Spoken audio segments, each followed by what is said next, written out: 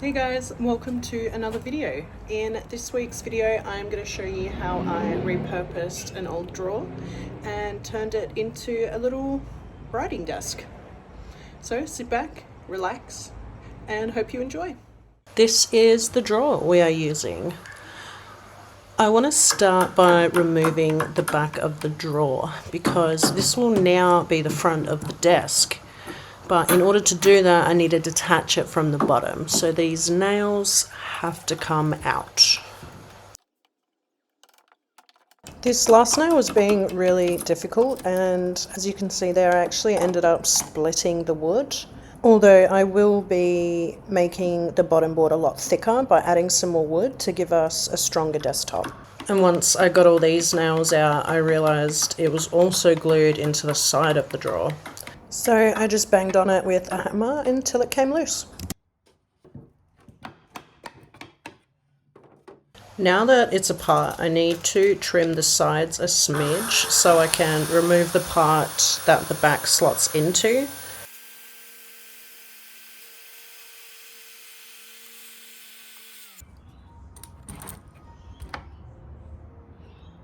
By doing that, it has made the bottom too big, so now we're just trimming that down a little bit too.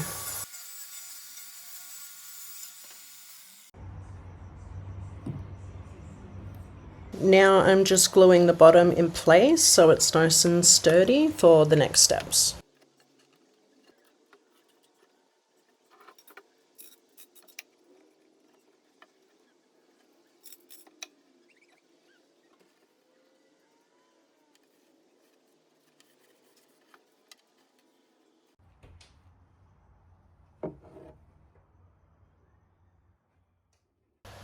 While the glue is drying, we can start cutting the boards that will be the desk's new top. I'm doing this because the bottom of the drawer was super thin and it wouldn't be very strong as a desktop. 4 boards was just too short, so I had to use a 5th, and I can just trim it down later once it's all glued together. I did a quick dry fit and then I numbered the boards to make my life easier when I glue them together, which is what we're doing here.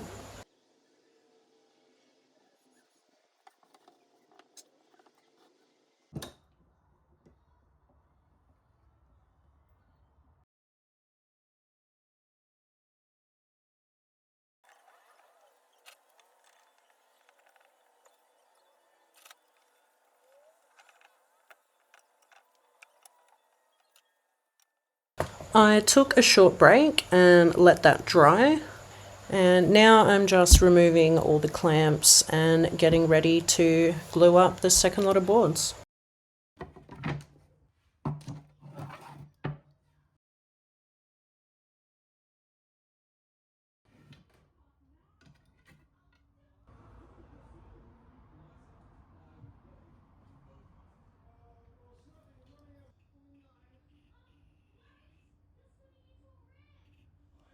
I really need to stop using my finger to spread the glue. I honestly don't even know why I do it. I have glue spreader tools, I have rags, but I always end up resorting to using my finger.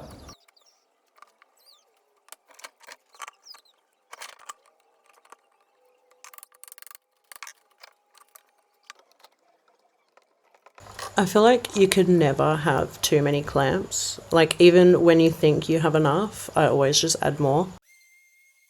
While I let the second lot of boards dry, I go ahead and start sanding the first lot of boards, and I also sand the drawer.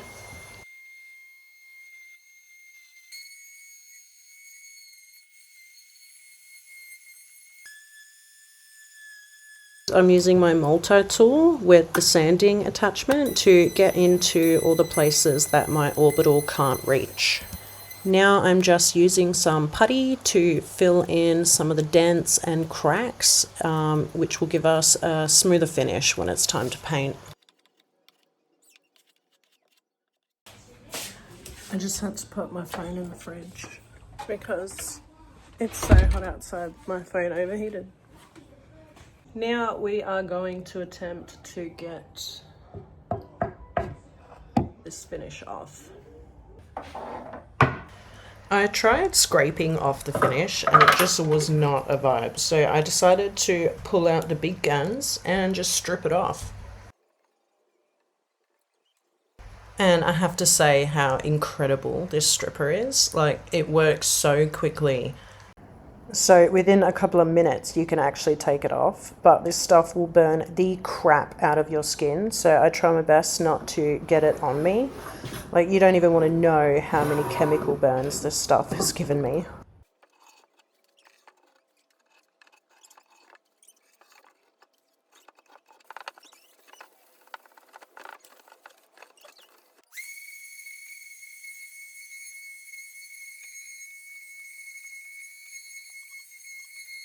Alright, and now I want to address these two small broken bits of veneer. I start by cutting the patches and making the edges straight and a more uniform shape. Then I go ahead and make a template with some sticky tape and cut a new piece of veneer.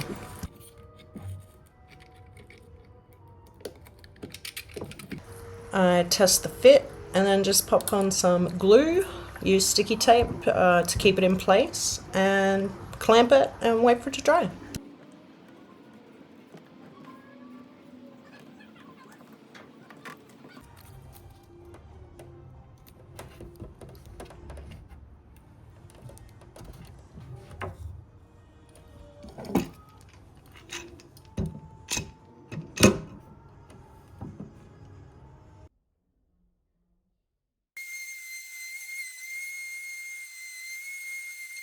While I let that dry, I move on to sanding and filling some cracks on the second lot of desktop boards.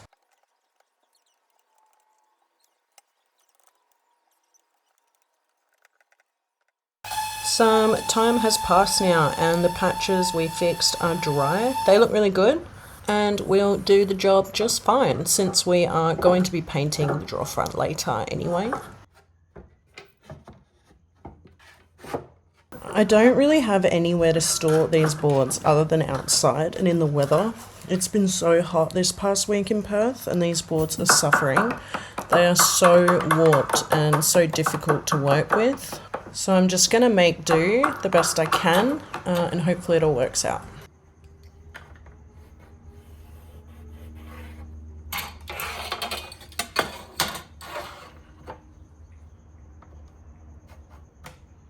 And here I'm just trimming off the excess, like the overhang, which we are going to use later for some trim.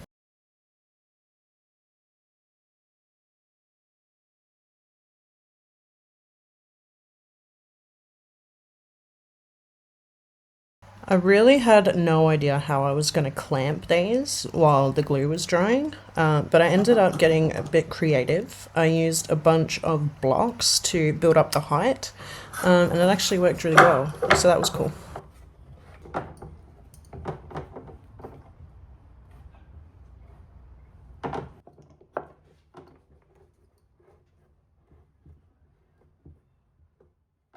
The heat is killing my camera. It overheated again, so while it cooled down, I moved on to the second lot of boards. I screwed them all into the bottom panel from the underside, so you won't be able to see it. I then removed all the clamps, cut up some trim, and got all that stuck down. I used a lot of filler to close up all the gaps and the cracks. And once it's dry, I sanded it all off and got it ready for paint.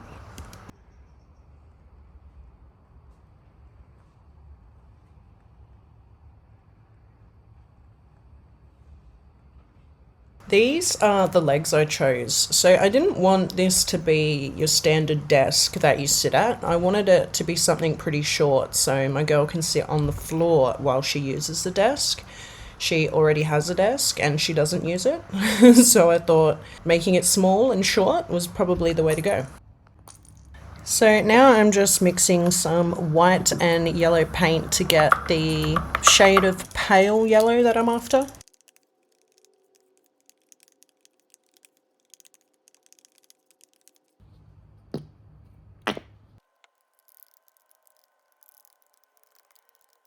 Now we can start painting. I honestly dread this step. Like, I'm quite a perfectionist and I get so frustrated when I can't get a perfect finish.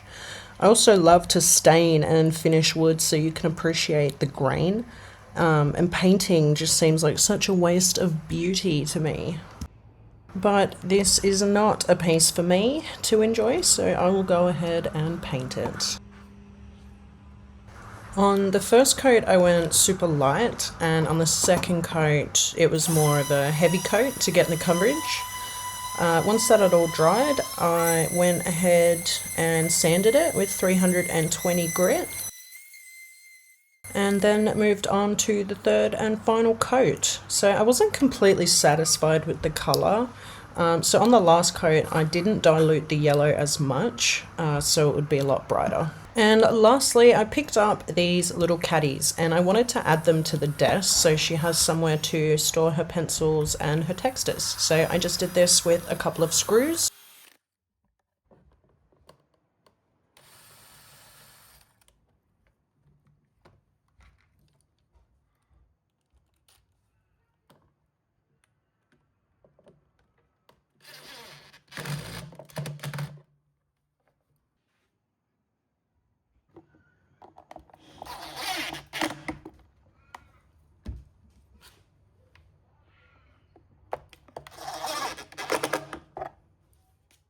And here is the final result. I really liked how this turned out. It's super cute. I do like the brighter yellow over the pale.